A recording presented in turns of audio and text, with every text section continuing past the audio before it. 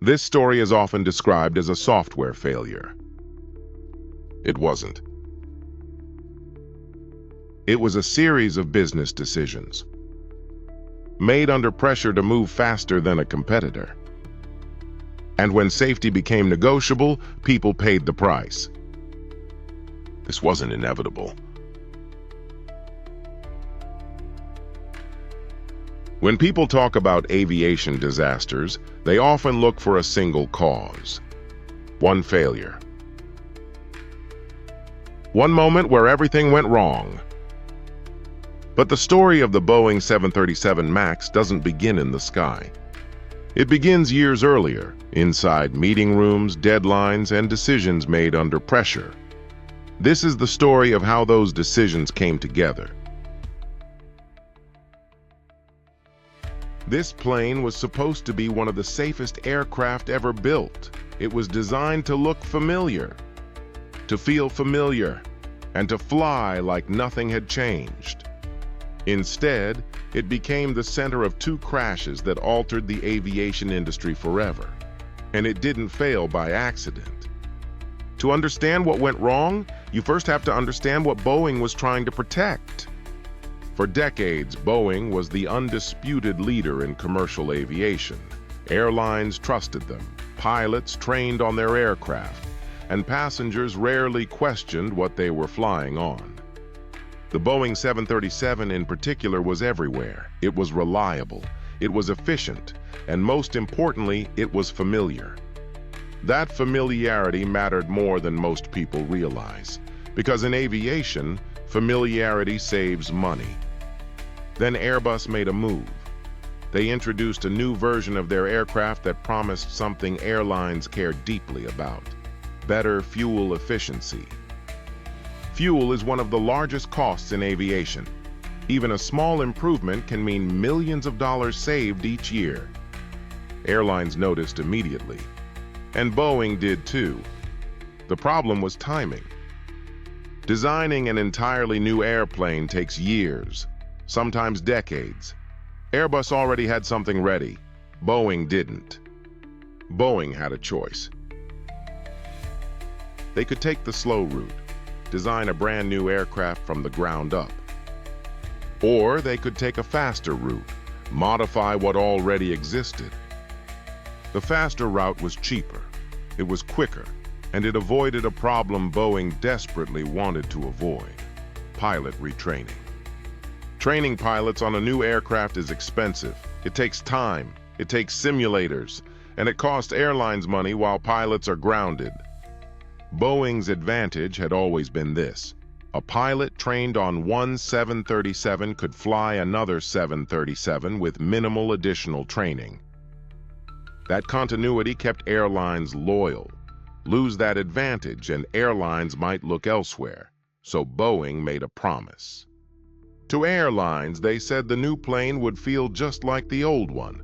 To regulators, they said the differences were minimal. And to themselves, they believed they could make it work. The goal was simple: build a plane that looked like the old 737, flew like the old 737, required no expensive retraining. But underneath, it needed to compete with Airbus. Bigger engines, better efficiency, modern performance. That combination created a problem, one that wouldn't be solved with marketing. Because once Boeing decided to move fast, every decision after that became a compromise. And the most important compromise hadn't even been made yet. The pressure on Boeing didn't arrive all at once. It built slowly, quietly, and mostly behind closed doors. Airbus had already secured major orders for its new aircraft. Airlines were making decisions years in advance, and Boeing could see something it hadn't seen in a long time: customers considering someone else. Inside the company, timelines began to tighten. Deadlines became commitments, and commitments became promises. There was no appetite for starting over. Designing a brand new aircraft would take too long. It would cost billions. And most importantly, it would force airlines to retrain pilots, something Boeing had always promised they wouldn't have to do. So instead of redesigning the plane, Boeing redesigned the problem. The new engines needed to be larger and more efficient, but the 737's airframe was old. It sat lower to the ground than newer aircraft. To make the engines fit, they were moved forward and higher on the wing. That decision changed how the plane behaved in the air. At certain angles, the aircraft had a tendency to pitch upward, and if it pitched up too far, it could stall. This wasn't something pilots were trained to expect in a 737. So Boeing added software, a system designed to intervene quietly, to make small adjustments, to keep the plane flying the way pilots expected. It was called MCAS. On paper, MCAS was simple. If the system sensed a dangerous angle, it would push the nose down. Pilots wouldn't feel it, passengers wouldn't notice, and the plane would behave like earlier models. But to work, MCAS needed data, and instead of relying on multiple sensors, it relied on one. That choice wasn't random. It reduced complexity, it reduced cost, and it reduced scrutiny. Pilots weren't told about MCAS in detail. Many didn't know it existed at all. It wasn't included prominently in training manuals, it wasn't mentioned in briefings, and there was no requirement for simulator training. The assumption was simple. MCAS would rarely activate, and when it did, pilots would handle it. Inside Boeing, some engineers were uncomfortable. Concerns were raised, questions were asked. But the program was already moving forward. Every delay meant lost contracts. Every change meant new training requirements, and every new requirement risked pushing airlines away. So the system stayed. As the plane moved closer to certification, the focus narrowed. Regulators relied on information provided by Boeing, Boeing relied on assumptions, and the aircraft was approved. On the outside, the 737 MAX looked like a success. Orders were strong. Deliveries began.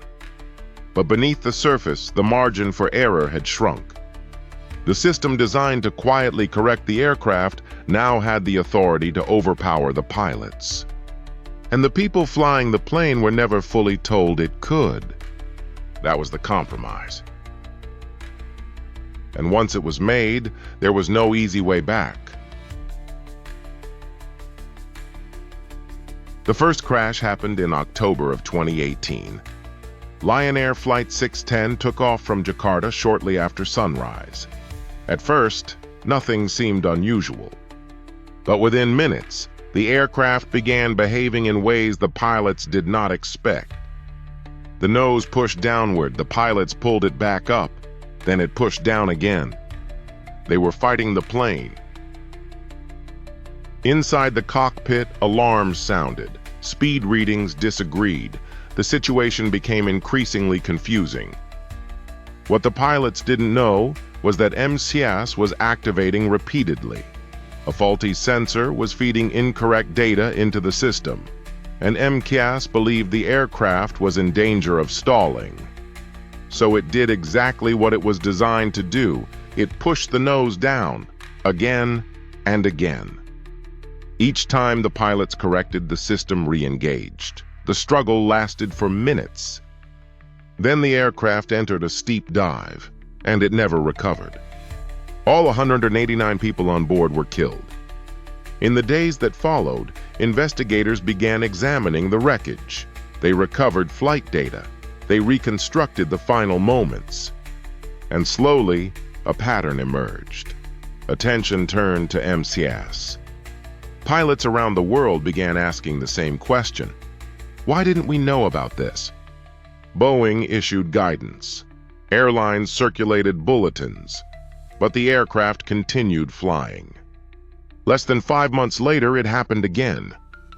Ethiopian Airlines Flight 302 took off from Addis Ababa on a clear morning.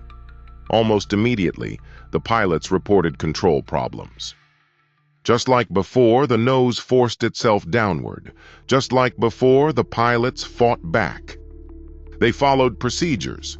They communicated with air traffic control. They tried everything they had. But MCAS activated repeatedly. The system overpowered the crew. 6 minutes after takeoff, the aircraft crashed. This time, 157 people were killed. The similarities were impossible to ignore. 2 crashes, 2 new aircraft, 2 crews fighting the same system. Within days, countries around the world began grounding the 737 MAX. Airspace closed, flights were canceled. And finally, the aircraft was grounded globally. For the first time in Boeing's history, one of its flagship planes was pulled from the sky. What had been described as a minor software feature was now at the center of a worldwide crisis. And the question was no longer what went wrong. It was how this was allowed to happen twice. After the second crash, the world stopped trusting the airplane. Airlines grounded their fleets.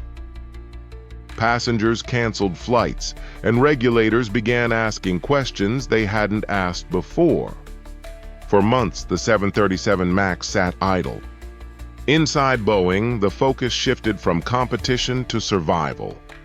Investigations revealed what many had feared.